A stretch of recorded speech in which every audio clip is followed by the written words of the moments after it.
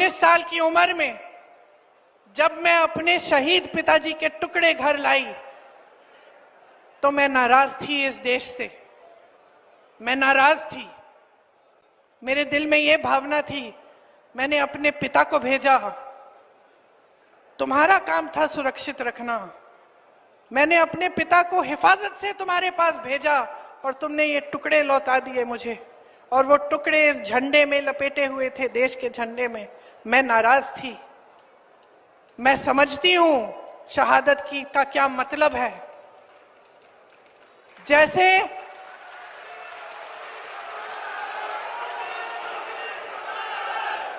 आज मैं 52 साल की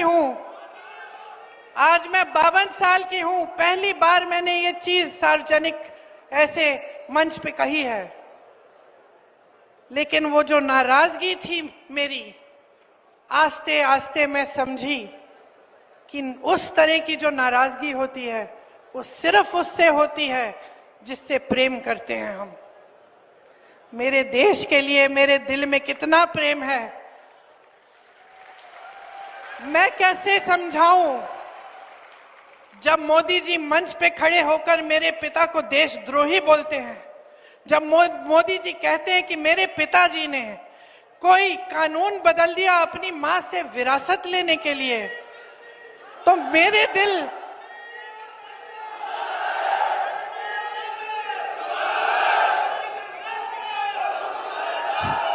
तो मोदी जी इस बात को समझ नहीं पाएंगे कि मेरे पिताजी को विरासत में धन दौलत नहीं मिली, मेरे पिताजी को विरासत में शहादत की भावना मिली। आप समझ सकते हैं, आप समझ सकते हैं। इस देश के किसान हो, इस देश की मिट्टी आपने सींची है अपने पसीने से, अपने अपने बेटे भेजे हैं सरहद पे।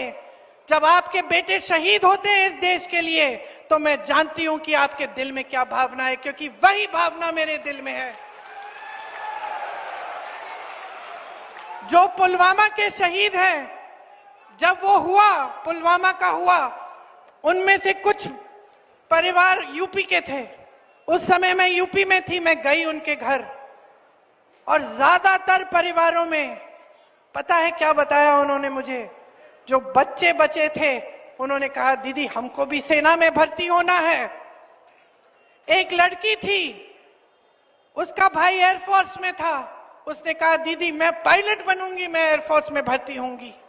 यही है शहादत की भावना। ये भावना मोदी जी नहीं समझ सकते।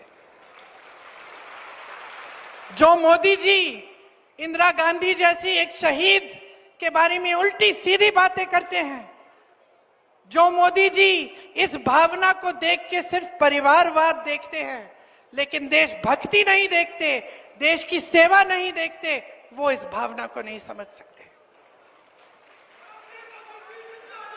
मैं आपको ये कहने आई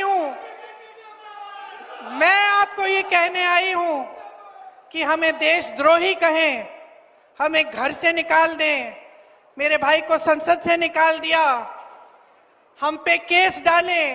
मेरे भाई पे इतने केस डाल दिए कि कभी इधर कभी उधर, कभी गुजरात में कभी बिहार में वो जाता है कचहरी, जाएगा, कुछ भी कर ले, मार डालें, लेकिन ये भावना हमारे दिल से कोई नहीं निकाल सकता।